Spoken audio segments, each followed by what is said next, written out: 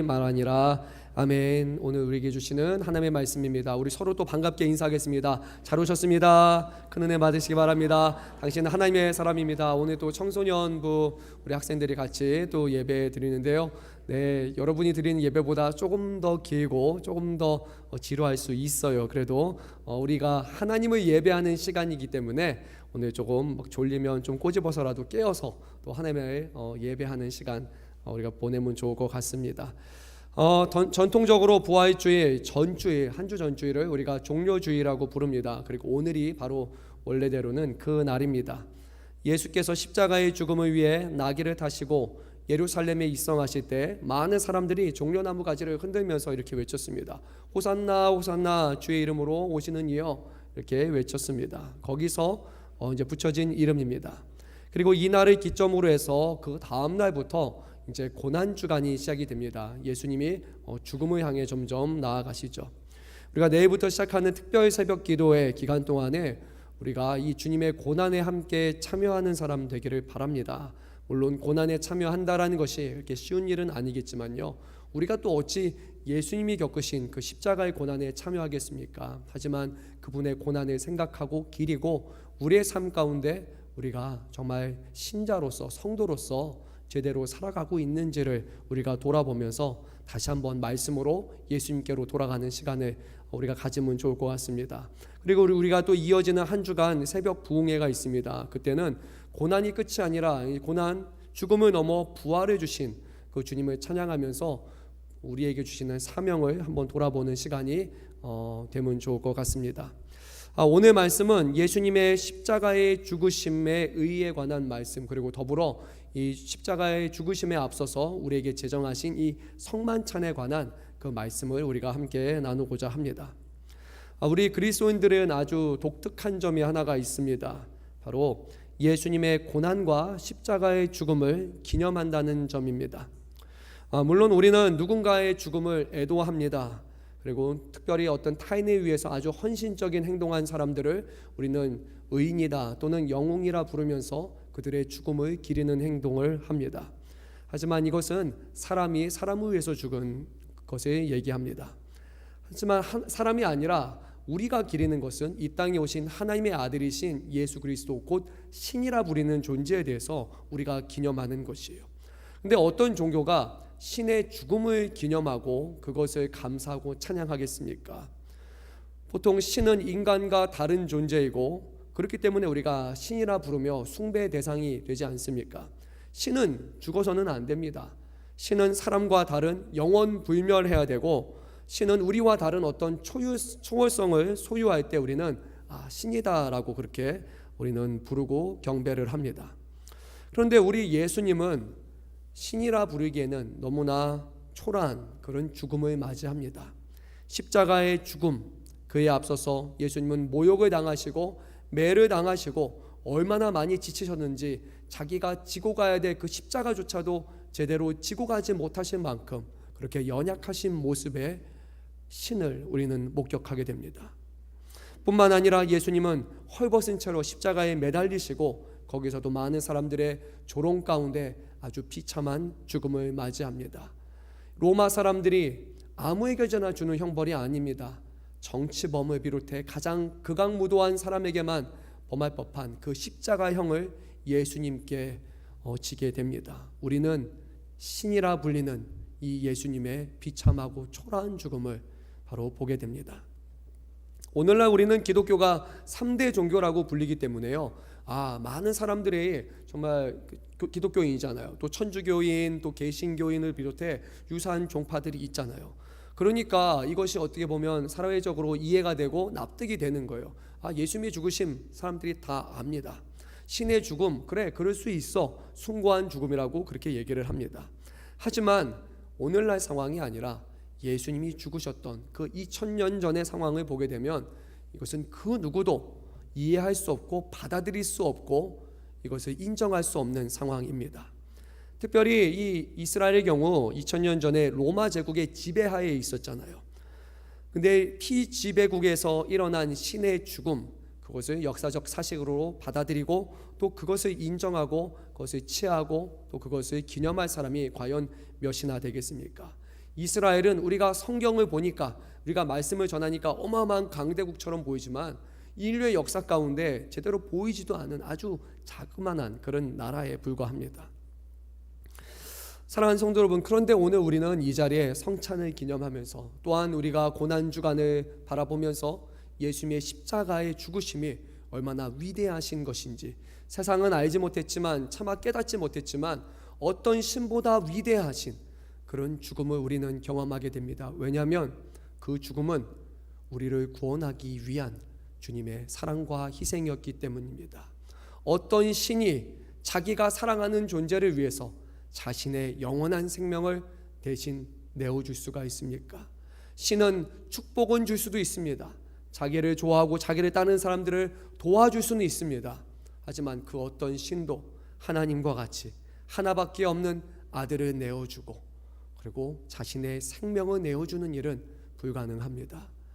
우리는 수많은 사람들은 이해하지 못했지만 우리는 이것을 들었고 보았기에 예수님의 죽으심이 부끄러운 죽으심이 아니라 그 세상 어떤 가짜 신도 감당하지 못한 오직 하나님만이 하실 수 있는 놀라운 일이었다는 것을 우리는 기억하고 또 그것을 기념하며 감사하는 시간을 가져야 할 줄로 믿습니다. 사랑하는 성도 여러분, 오늘 말씀을 통해서 우리가 예수님의 죽으심의 의미를 다시 한번 생각해 보기를 원합니다. 예수님의 죽으심은요, 특별히 2000년 전에 아마 로마라고 예상되는 지역에 살았던 이 마가복음의 첫 번째 수신자였던 그 성도들에게 너무나 필요한 말씀이었습니다. 왜냐하면 그들은 로마의 지배 아래 많은 고초를 겪었습니다. 성도로 살아가는 것 자체가 참으로 어려운 일이었습니다. 우리 이 자리에 나와 있는 성도 여러분들은 예수 믿는다는 이유로 사람들에게 미움당하고 박해당하고 여러분의 재산이 몰수되는 일들 경험해 본 적이 없잖아요. 우리는 종교의 자유가 있는 국가에서 살아가잖아요. 근데 이 사람들은 예수를 믿는다는 이유 하나만으로 생명이 왔다 갔다 하고 자신의 가진 모든 사회적 지위가 한순간에 빼앗길 수 있는 그런 어려움에 처하게 됩니다. 그들에게 있어서 가장 중요한 것은 무엇이었을까요? 물질의 축복이었을까요? 아니면 더 건강하게 사는 것이었을까요? 아니었습니다. 영원한 생명, 죽음에 넘어 하나님이 예비하신 가장 아름답고 위대한 나라가 있다라는 것, 그리고 우리 사람이 죽고 나서 끝이 아니라 우리의 죄의 문제를 해결하시고 죽음에 넘어 더 좋은 것을 예비하신 진정한 삶이 있다라는 그 약속이 이 고초와 핍박 가운데 살아가는 성도들에게 가장 큰 축복이었던 것입니다. 오늘 우리는 너무나 많은 것을 누리며 너무나 편안하게 살아갑니다. 물론 그 가운데 당연히 어려움이 있죠. 수많은 어려움과 수많은 고초가 있습니다. 하지만 2000년 전에 성도들이 겪었던 그 고난에 비하면 우리는 그래도 조금 더 나은 상황이라 말할 수 있을 것입니다. 2000년 전에 성도에게만 필요했던 말씀일까요? 그렇지 않습니다. 오늘날에도 많은 사람들이 세상 가운데 다양한 것을 통해서 삶의 의미를 찾으려고 합니다. 행복을 찾으려고 합니다. 소유하는 것을 통해서, 오늘날에는 우리 여행을 가는 경험하는 것을 통해서 삶의 의미를 찾고 본질을 찾으려고 합니다. 하지만 거기에 있지 않습니다. 사람의 만든 것, 사람들이 누리는 것으로 되는 것이 아니라 진정한 행복과 진정한 삶의 이유는 오직 우리를 만드시고 창조하신 하나님께서만 우리에게 허락하시는 것이고, 우리 사람들은요, 하나님과의 온전한 관계 속에서만 영원한 행복, 잠시 찰나의 행복이 아닌 영원히 소멸되지 않는 진정한 행복을 누릴 수 있습니다. 사랑하는 성도 여러분, 오늘날에 우리에게 필요한 것 바로 이 말씀이고, 우리를 위해서 예수 그리스도께서 이 땅에 오셨다는 사실을 우리가 다시 한번 기억하면서 오늘 말씀을 나누길 바랍니다. 먼저 우리가 예수님의 죽으심에 둘러싼 배경을 한번 살펴보기 원하는데요. 우리가 두 개의 측면에서 접근하기 원합니다. 하나는 시기적으로 볼 때 지금 예수님이 오늘 나누시는 이 성만찬에 관한 내용은 이스라엘의 아주 대표적이고 아주 고유한 절기인 유월절을 배경으로 합니다. 또한 두 번째로 오늘 말씀을 우리가 볼 때요, 이 마가복음에서 계속해서 이어지는 그런 흐름 가운데 우리가 이 말씀을 봐야 제대로 그 의미를 우리가 알 수 있습니다. 예수님의 죽으심을 앞두고 예수님의 가장 측근이라 할 수 있는 제자들의 불온전한 모습들이 보이기 시작합니다. 예수님 앞에 향유옥합을 깨뜨렸던 그 여인의 그 헌신을 오히려 기만하는 행동을 제자들이 보이기 시작하고, 그리고 나서 예수님의 죽으심을 앞두고 제자들 가운데 배신이 일어나기 시작합니다. 그런 배경 속에서 우리가 말씀을 함께 나누기 원합니다. 유대인의 절기 중에 가장 대표적인 세 개의 절기가 있는데 혹시 아시는 분 계십니까? 하나는 나왔습니다. 뭐였죠? 유월절. 여기서부터 이제 좀 헷갈립니다. 자, 두 번째가 뭘까요? 하나는 맥인데 맥추절일까요? 맥주감사절일까요? 맥추절입니다. 네. 근데 자신 있게 말씀해서 감사합니다. 네, 좋습니다. 그리고 세 번째는 또 뭘까요? 초로 시작합니다. 초막절. 네, 우리 성도님들 잘 아십니다. 감사합니다. 이렇게 반응해줘서 우리 성도님 너무 사랑합니다. 네, 우리 신명기 16장 1절에서 17절 말씀을 보면 하나님께서는 이 세 가지 절기를 주시면서 너희들이 영원히 지켜야 될 그런 규례라고 말씀하셨습니다. 그래서 이스라엘 백성이라면 어디에 가 있든지 이 절기만 되면 그 가정을 대표하는 남자들은 꼭 이 절기를 따라서 이 예루살렘 성전으로 가게 됩니다. 갈릴리에 있다 할지라도, 타국에 가 있다 할지라도 믿음이 있는 사람이라면 이 절기를 반드시 지켰습니다. 그 중에 오늘 배경이 되는 이 6월절은 이스라엘의 하나님께서 이제 이집트를 심판하실 때 문지방에 어린 양의 피가 발라진 그곳이라면 하나님이 심판하지 않고 그냥 지나가셨던 그것을 기념하는 그 절기가 바로 이 유교절입니다. 그리고 이어지는 7일을 우리는 무교절로 또 이 유대인들은 지켜왔습니다. 주후 200년이에요. 예수님이 승천하신 게 한 33년 정도라고 우리가 예측하면요, 벌써 한 170년 전이 지난 시기인데, 그때 한 가지 유대인들의 문헌을 보게 되면 그들이 유월절을 어떻게 지켰는지를 우리가 알 수 있습니다. 이 유대인들은 이 유월절에 아주 특별한 그런 식사를 가졌습니다.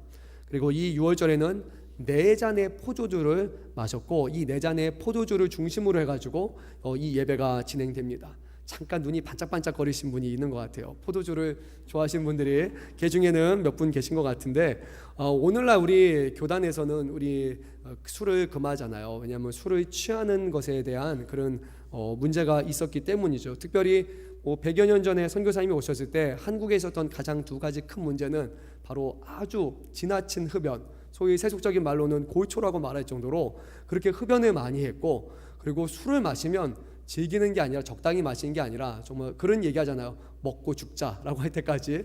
네, 그 정도로 술을 마셨기 때문에 이것을 아주 엄격하게 금했습니다. 하지만 성경을 보게 되면 포도주는 하나님이 주신 축복의 상징이었어요. 그래서 이 4잔의 포도주는 하나님의 복이 얼마나 온전한 것인지를 드러내고 감사하는 시간이었습니다. 제가 이렇게 말하니까 갑자기 오늘 끝나고 나서 포도주를 이렇게 사려고 하시는 분 모르겠습니다. 우리가 잘 여기다 한 가지 더 해야 됩니다. 우리 사도 바울이 전한 말이 있습니다. 그렇죠?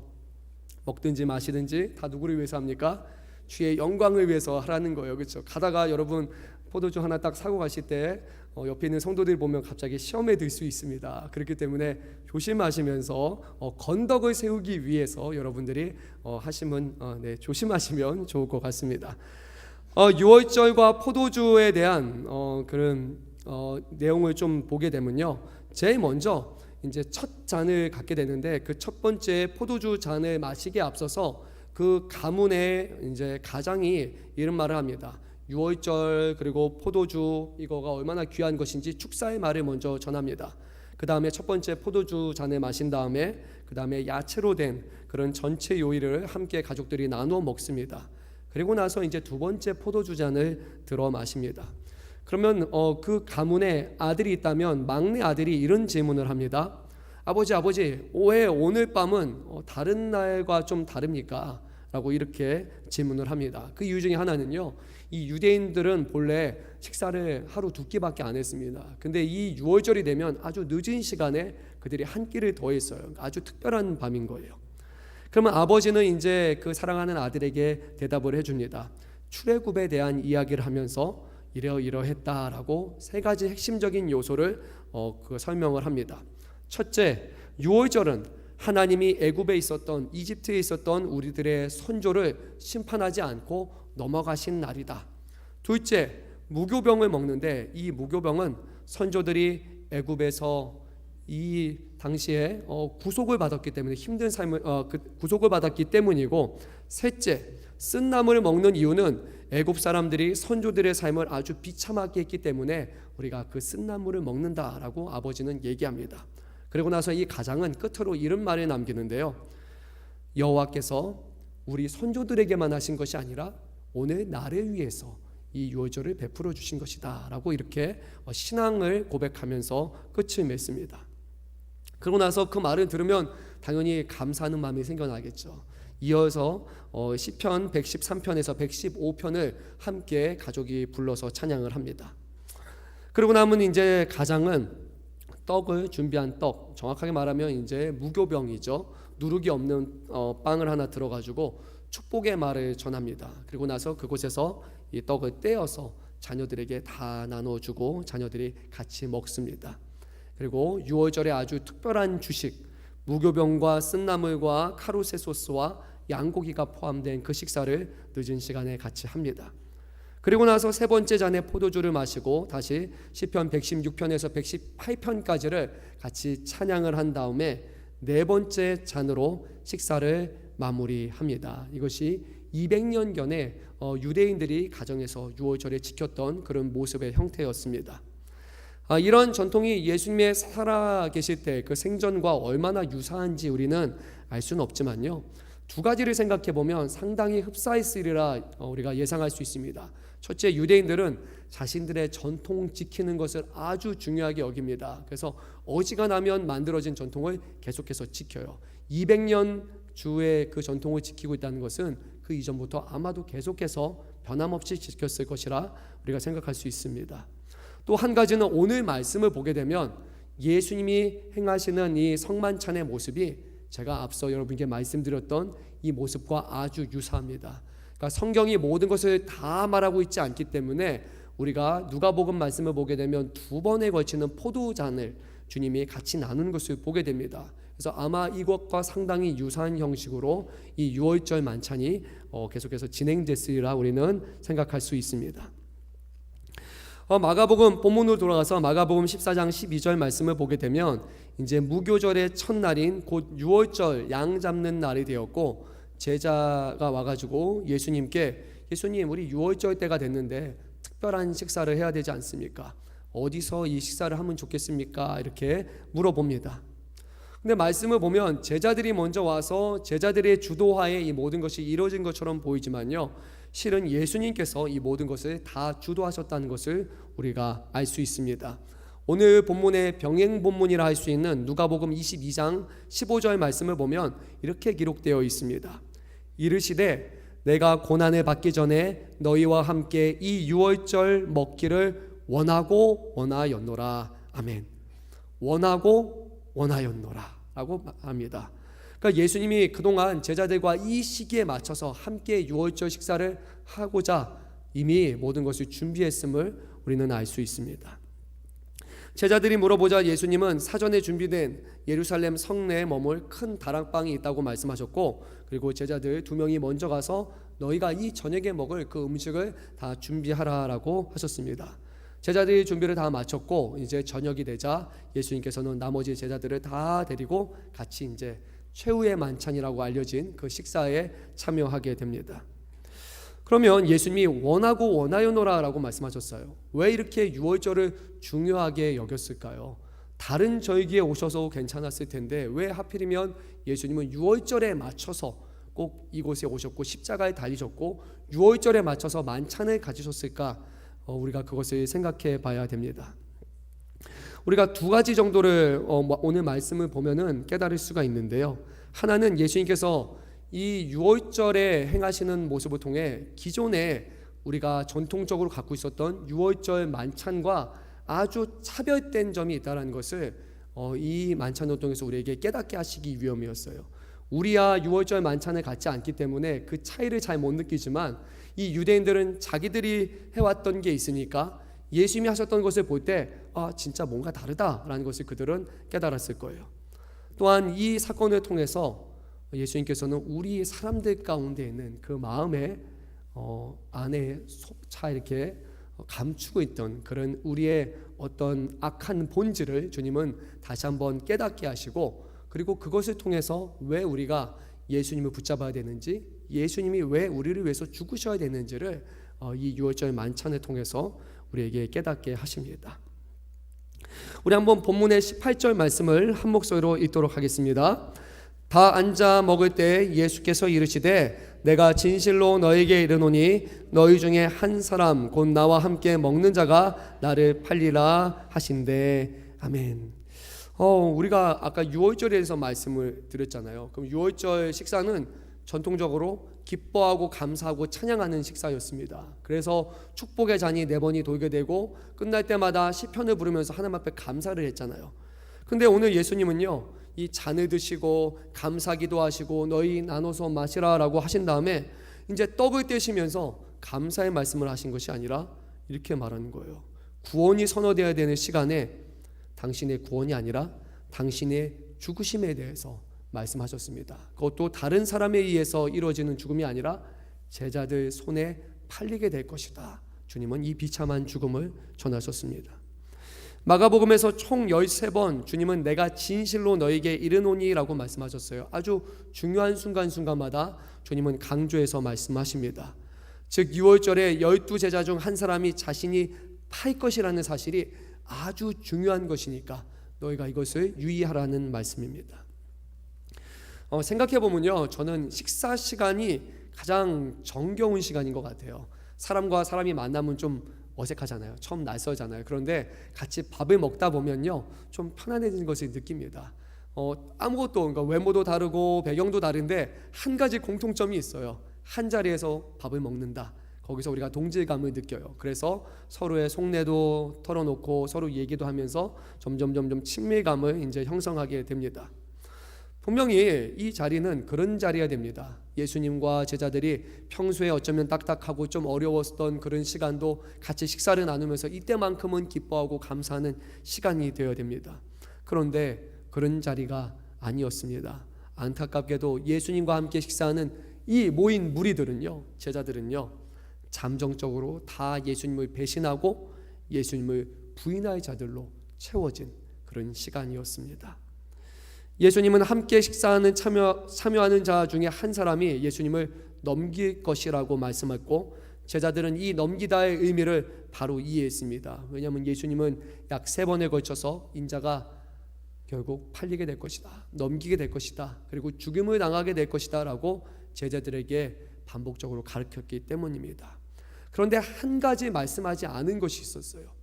누구를 통해서 넘기게 될 것인지 그동안 주님은 말씀하지 않았는데, 오늘 이 자리에서 아주 충격적으로 주님은 다른 사람이 아니라 바리새인이 아니라 서기관이 아니라 제사장이 아니라 바로 너희 중 한 사람이 나를 팔아 넘길 것이다 라는 충격적인 말씀을 전하셨습니다.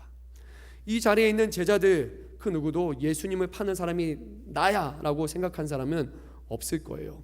그나마 예수님의 측근이라 불리는 그 12명의 제자 아닙니까? 가장 가깝고 대표하는 사람들이 바로 이 12명의 제자잖아요. 그런데 예수님은 너희 중에 한 사람이라고 말씀하십니다. 나와 함께 지금 밥을 먹는 사람, 그리고 20절에서는 나와 함께 그릇에 손을 넣는 사람이라고 말씀하시며 함께 식사하는 사람 중 한 명이 나를 배신할 것이라 말씀하셨습니다. 그런데 중동 사회에서 식사는 이런 자리가 아닙니다. 배신의 자리가 결코 아닙니다. 식사 자리는 서로를 향한 신뢰와 우정을 다짐하는 자리여야 돼요. 사회적으로 나와 비슷한 사람들이, 아주 가까운 사람들, 이웃과 친구들끼리 서로 터놓을 수 있는 자리가 바로 이 식사의 자리여야 됐지만, 예수님은 이곳에서 이제 신뢰와 우정으로 가장한 최악의 배신을 경험하십니다. 오늘 이 말씀에서 우리는 예수님이 당하신 죽음을 생각해 볼 때요, 예수님의 가르침을 무려 3년 동안 듣고 예수님께 배우고 예수님을 따랐던 사람을 통해서 시작된 배신이라는 사실을 우리는 기억해야 됩니다. 다른 사람이 아니라, 처음부터 대적하던 사람이 아니라 최측근에 있던 사람이에요. 예수님의 말씀에 탐복하고 예수님이 하나님의 아들이라 믿고 예수님처럼 살아가려고 노력했던 사람들이 예수님께 배신을 했다는 것이에요. 물론 제자들은 처음부터 악한 사람은 아니었습니다. 예수님과 동행하면서 어려움도 겪었습니다. 그리고 마지막 순간에 예루살렘을 향해 올 때는 얼마나 두려웠겠습니까? 이곳은 환영받는 자리가 아니라 한편으로는 죽음을 향해 나아가는 여정이었기 때문이에요. 그래서 요한복음 말씀을 보게 되면 그곳에서 우리가 아는 도마라 불리는 예수님의 제자가 예루살렘을 향해 가는 것 자체를 생명을 거는 여정처럼 그렇게 표현하는 것을 봅니다. 그럼에도 제자들은 이곳에 왔습니다. 근데 이 말씀은 너무나 충격적이지 않습니까? 예수님을 따랐던 사람 중에 한 사람이 예수님을 배신했다는 것입니다. 물론 이들만 예수님을 배신한 것은 아니죠. 결과적으로 볼 때 예수님을 팔아넘기는데 일조한 사람들은 더 많이 있었습니다. 서기관들, 바리새인들, 대제사장들 뿐만 아니라 백성들, 예수님 앞에 호산나 호산나 외쳤던 사람들조차도 마지막 순간에 다 예수님을 저버리고 말았습니다. 처음부터 악한 사람은 아무도 없었지만 결국 선택해야 될 순간에 예수님을 배신하는 사람으로 그들은 변화됐다는 거예요. 이러한 사실을 통해서 우리가 알 수 있는 것, 예수님의 죽으심은 무엇을 우리에게 가르치느냐? 우리 인간의 겉모습 아래 감춰 있는 우리의 이기심이라는 아주 불편한 진실을 노출시킵니다. 하나님을 사랑하는 것 같고 하나님을 섬기는 것 같고 하나님 앞에 우리가 순종하고 최선을 다해 살아가는 것 같지만 주님의 죽음 앞에, 그 고난 앞에 우리 자신을 먼저 생각하고 아니요, 주님은 가시고 우리는 갈 수 없습니다 라고 말하는 불편한 우리의 이기심이 여기 안에 있다는 거예요. 예수님의 실체는요, 우리의 속내와 우리의 모든 어두운 면을 아주 적나라하게 드러냅니다. 왜냐하면 예수님은 뭐가 없으십니까? 죄가 없으신 분이기요. 그런데 우리는 죄가 익숙한 사람들입니다. 죄가 없으신 분의 삶에 비춰보면요, 근처만 가도 우리가 너무 어두운 거예요. 너무 사람이 다르기 때문이에요. 그러면 여러분은 어떻게 합니까? 두 가지요. 그 사람을 어둡게 만들든지 아니면 그 사람과 멀리 떨어지든지 이건 거예요. 예수님의 존재를 인정하는 사람, 그분이 하나님의 아들이시고 그분이 우리의 죄를 위해서 죽으시고 우리를 구원하시기 위해서 모든 것을 행하신 분이라는 것을 인정하는 사람은 주님 앞에 나아갈 수 있지만, 그것을 인정하지 않는 사람은 예수님 곁에 가는 것이 너무나 불편하고 괴로운 일일 겁니다. 왜냐하면 그분의 존재가 나의 모순과 나의 모든 자기 합리화를 다 드러내는 우리를 향한 하나님의 폭로이기 때문입니다. 그래서 바리새인들과 서기관들은 예수님을 못 잡아먹어서 안달이었던 거예요.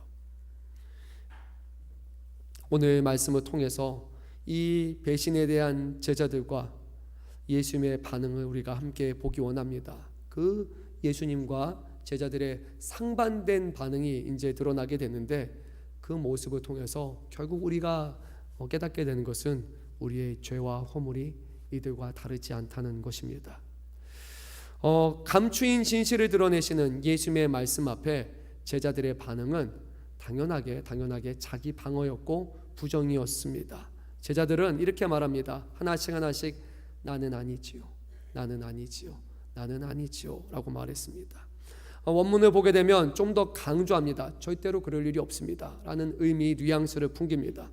나는 아닙니다, 저 사람은 모르겠어요, 근데 나는 아니요, 절대로 그런 일이 없습니다 라는 아주 강력한 부정의 의미가 있습니다.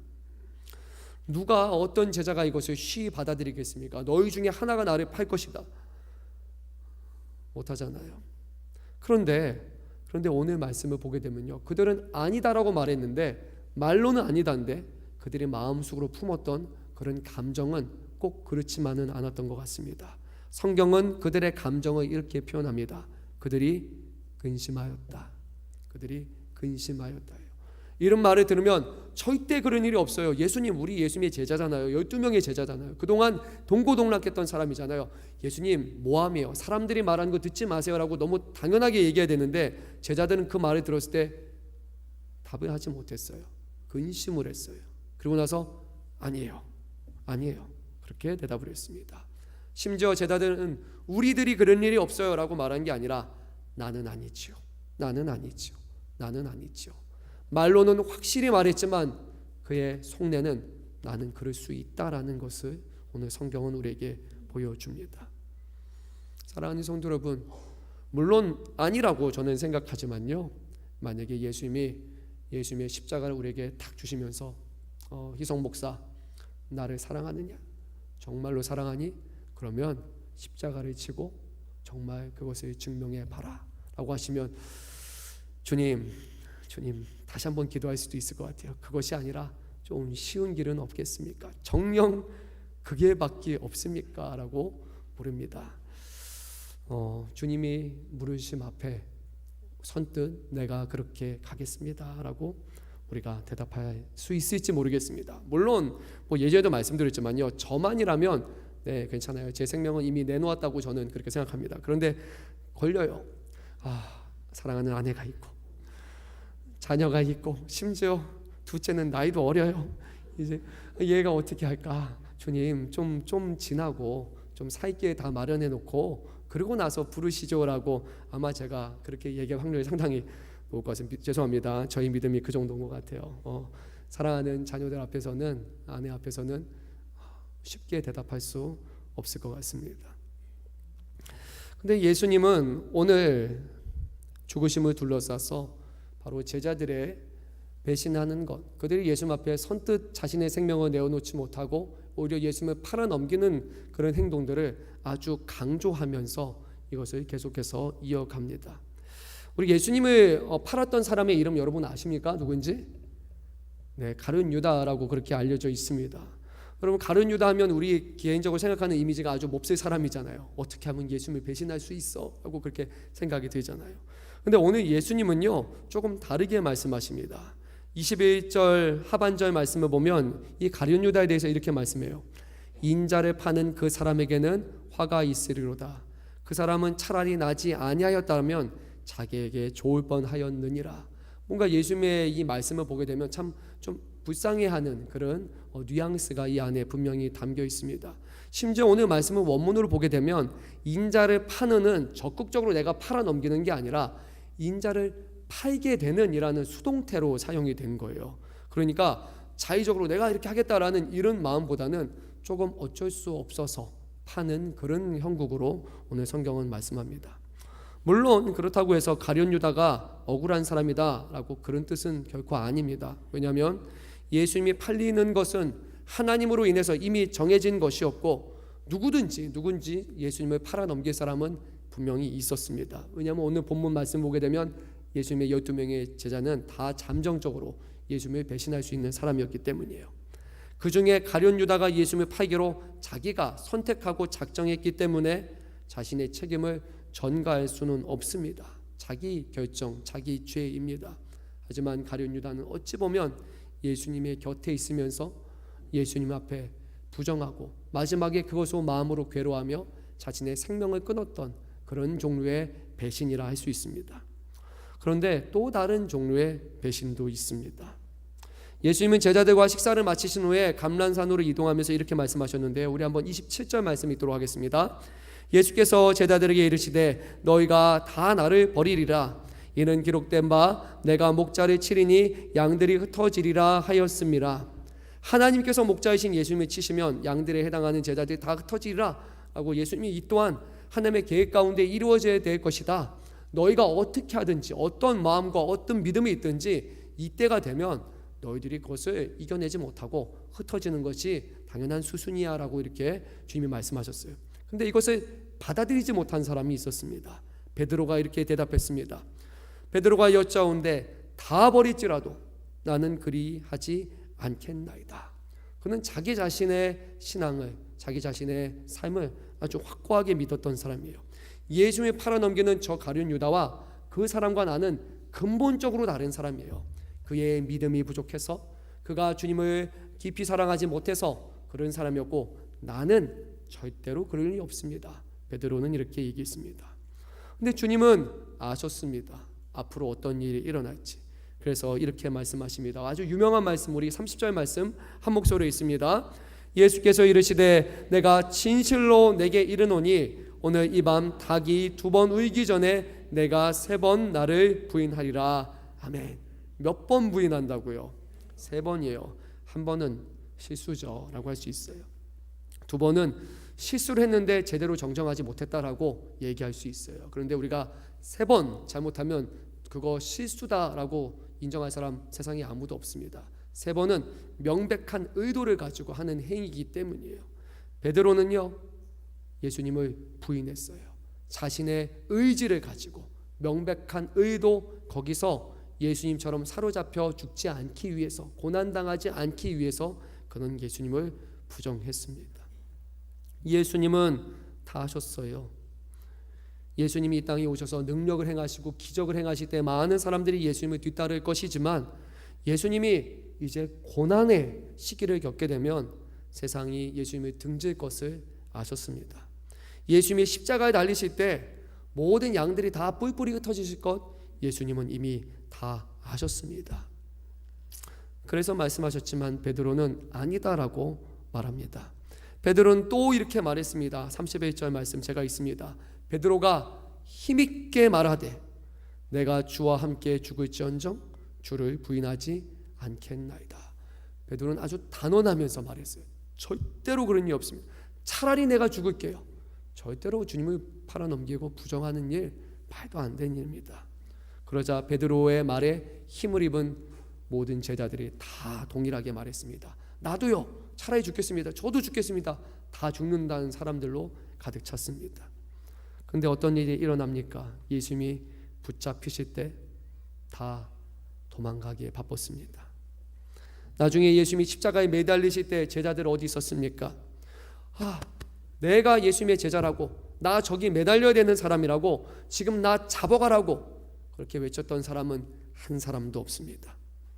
예수님이 마지막에 죽는 순간에 제자라고 드러내면서 그 자리를 지켰던 사람 단 한 사람도 없었습니다. 제자들은 심지어 두려워서 문을 잠그고 숨어 있다고 성경은 말씀합니다. 제자들뿐만이 아니었어요. 예수님에 따랐던 수많은 사람들, 호산나 호산나, 다윗의 자손 예수여라고 종려주의 때 외쳤던 그 사람들, 그들 중에 예수님 곁을 지켰던 사람 한 사람도 없었습니다. 예수님 곁을 지켰던 사람 2사람 누구였습니까? 강도였어요. 예수님을 믿었던 사람이 아니라 몰랐던 사람들이 그 자리에 있었습니다. 예수님의 제자들, 예수님에 따랐던 모든 사람들의 배신과 부인, 이것이 뜻하는 바가 무엇일까요? 이들뿐만 아니라 모든 사람이 예수님의 고난과 죽음 앞에 그 자리에 설 수 없다라는 겁니다. 예수님의 마지막 식사는, 그리고 예수님의 마지막 죽으심은 결국 씻을 수 없는 우리의 죄를 폭로합니다. 우리는 주님 곁에서 죽을 수 없는 사람들, 우리는 우리 살 길 찾아 도망가기에 바쁜 급급한 사람이라는 것을 전합니다. 배신과 부인, 어쩌면 이 자리에 이 말을 들을 때, 우리도 그런 사람이라고 들을 때 아마 우리의 첫 번째 드는 생각은 베드로와 같은 생각일까? 아니, 그럴 리 없습니다. 내가요? 목사인데, 나 직분자인데, 중직인데 내가 그렇겠어요? 하지만 예수님 곁에 있었던 수제자도 배신했다면 아마 베드로의 믿음과 그곳에서 12명의 제자들의 열심이 우리보다 덜하리라 저는 생각하지 않습니다. 그 누구도 이 자리에 고통을 당하시는, 고초를 당하시는 주님 편에 내가 함께 죽겠습니다, 그렇게 말할 자는 없었습니다. 이 식사의 자리는 결국 앞으로 일어날 배신, 그리고 지금 이미 벌어지고 있는 배신, 그 모든 것이 채워져 있는 자리였어요. 배신과 부인으로 가득 찬 자리에 배신하지 않고 부인하지 않는 분이 놀랍게 딱 한 분이 계셨는데 누구일까요? 우리 주님이셨습니다. 예수님은 제자들과 아주 상반된 반응을 보이셨습니다. 자기의 죽음에 대해서 말씀하시면서 예수님은 이것은 예언의 성취야 라고 하셨어요. 21절 말씀입니다. 인자는 자기에 대하여 기록된 대로 가거니와 라고 예수님 말씀하셨습니다. 하나님의 뜻이야, 하나님의 계획 가운데 있는 거야. 그러면 그대로 되는 거야. 내가 죽는 것조차 하나님의 뜻이야 라고 이것을 받아들이셨습니다. 그럴 리가 없어가 아니었어요. 주님은 배신하는 자가 아니라, 하나님, 그래도 내가 아들인데 나를 이렇게 죽이서까지 해야겠어요? 다른 방식은 없어요? 뿌리치며 가는 사람이 아니라 인자에게 맡긴 하나님의 뜻이라고 받아들였습니다. 사랑하는 성도 여러분, 우리가 예수님의 죽으심과 관련해서 묵상할 때, 특히 고난주간에 우리가 예수님이 당하신 고초 막 그런 걸 생각하잖아요. 그러면 우리 마음에 이런 생각이 들 수 있어요. 예수님 너무나 안타깝다. 또 오늘 말씀을 여러분이 생각날 거예요. 제자들에게 다 배신당한 예수님 얼마나 정말 마음 아프실까. 예수님의 모욕당하시고 십자가에 죽으심 당하신 것 우리가 불쌍히 여기며 동정하는 마음 여길 수도 있어요. 근데 오늘 성경은 그게 아니라고 말씀합니다. 예수님께 일어나고 있는 일은 우리가 동정하고 마음 아파야 할 일이 아니라고 말씀하세요. 이것은 비극이 아니라 하나님의 목적과 계획의 일부이고, 예수님은 이것에 자발적으로 자신의 생명을 들이신 순종과 헌신의 모습으로 이 자리에 나오셨고 십자가에 달리신 것이지, 사람들에 의해서 억지로 붙들려서 억지로 비참한 죽음을 당하신 분이 아니라는 거예요. 우리는 주님에 대해서 안타까워하는 사람이 아니라 십자가에 죽기까지 자신의 생명을 끝까지 내어서까지 하나님의 말씀에 순종하신 그 주님을 우리는 감사하고 그분을 찬양하고 그분을 영화롭게 하는 것이 우리의 성도의 본분이 되어야 합니다. 이 고난주간은 주님을 애도하는 시간이 아니에요. 우리 자신이 그러지 못함을 돌아보는 시간이고, 끝까지 그 길을 걸어가신 그 주님을 높이며 그분의 발자취를 되돌아보며 우리의 믿음 없음과 우리가 어떤 삶으로 나아가야 될지를 다시 한번 되돌아보고 결단하는 시간이 바로 이 고난주간의 참된 의미가 아닐까요? 예수님은 오직 하나님의 온전하신 뜻에 따라서 우리를 위해 우리에게 모든 것을 다 내어주신 바 되었고, 주님은 하나님의 뜻에 죽기까지 복종하셨습니다. 고난과 고통과 죽음이 강요받는 시간이었어요. 그 시간 제자들은 무엇을 택했습니까? 배신과 부인을 택했지만 예수님은 순종을 택하셨습니다. 그것이 우리가 기념해야 될 내용입니다. 뿐만 아니라 예수님은 장차 자신을 배신하고 부인할 모든 제자들에게 약속을 하셨어요. 너에게 모든 것을 다 내어주겠노라 라고 말입니다. 우리 말씀을 읽겠습니다. 22절부터 4절까지 말씀 읽습니다. 그들이 먹을 때 예수께서 떡을 가지사 축복하시고 떼어 제자들에게 주시며 이르시되 받으라, 이것은 내 몸이니라 하시고, 또 잔을 가지사 감사기도 하시고 그들에게 주시니 다 이를 마시매 이르시되 이것은 많은 사람을 위하여 흘리는 나의 피 곧 언약의 피니라. 아멘. 예수님은 그 가문의 집에 가장처럼 떡을 가지고 축복하면서 제자들에게 떡을 떼어주었어요. 하지만 그 의미는 전혀 달랐어요. 이 떡을, 이 빵을 뭐라고 부르셨습니까? 내 몸이다 라고 말씀하셨어요.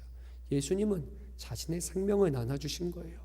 자기를 부인하고 배신하는 사람, 거절하는 사람, 죽겠노라 말을 하면서 도망갈 제자들에게 자신의 생명을 하나하나 다 남겨주신 겁니다.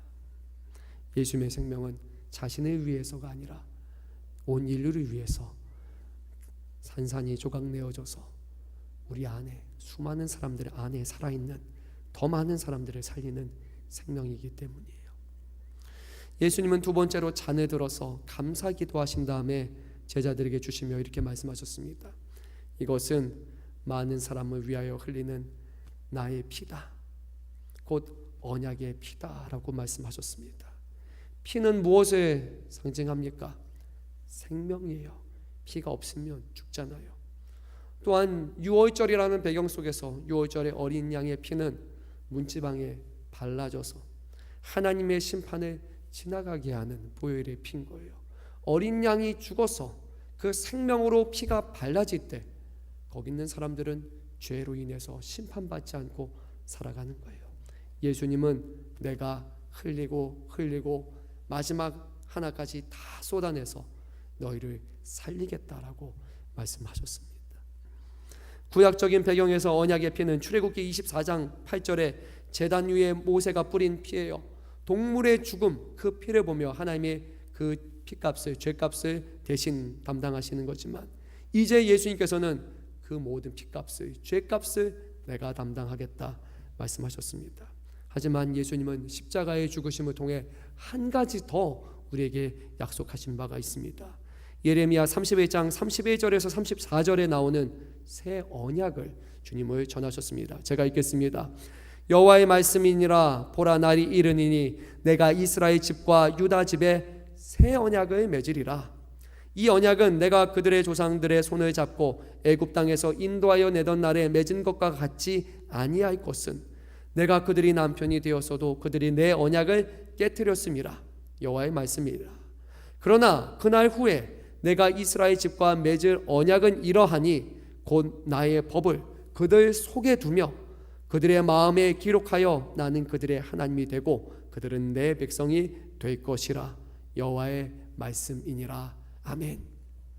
약속을 맺었지만 그 약속을 깨버리는 이스라엘 향해서 말씀을 바깥에 문서로 주는 것이 아니라 이제는 그 안에 살아계시는 성령을 통해서 그 마음에 그 말씀을 기록하게 하실 것이고, 예수님을 통해서 가르쳐 주시고 보여주시는 그 말씀을 성령을 통해 우리 삶 가운데 깨닫게 하셔서 우리를 살아가게 하시고 우리의 하나님이 되시고 우리를 그분의 백성이 되도록 주님이 이 모든 것을 주관하시겠다는 약속을 주셨습니다.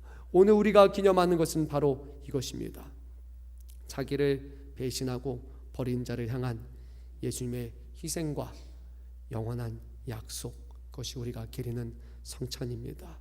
오늘 마가복음 말씀에서 이것을 언약이라고 말씀하셨습니다. 서로가 이해관계가 맞아서 맺어진 약속이 아니라 하나님의 일방적인 언약이라고 말씀하셨습니다. 우리가 그 약속을 지킬, 감당할 수 있는 능력이 없기에 하나님께서 저와 여러분을 위해 죽으시고 그 언약을 맺어주셨습니다. 우리는 무엇을 해야 됩니까? 다만 감사하고 믿고 그 언약의 주체가 되시는 주님을 기억하고 살아가는 거예요. 그럴 때 그분이 우리 안에서 약속하신 것들을 이루어주시는 삶을 경험케 될 것입니다. 하나님이 살아계시기에 오늘 우리 삶 가운데 그 생명을 채워주시고 우리 모든 사랑하는 성도 여러분들의 삶 가운데 그 안에 주님의 살과 피가 살아있어서 우리를 살리시고 우리를 영원토록 구원에 이루시는 그 놀라운 은혜를 주님께서 매일의 삶 가운데 풍족히 부어주시기를 간절히 소망합니다. 기도드리도록 하겠습니다. 사랑이 많으신 주님, 오늘도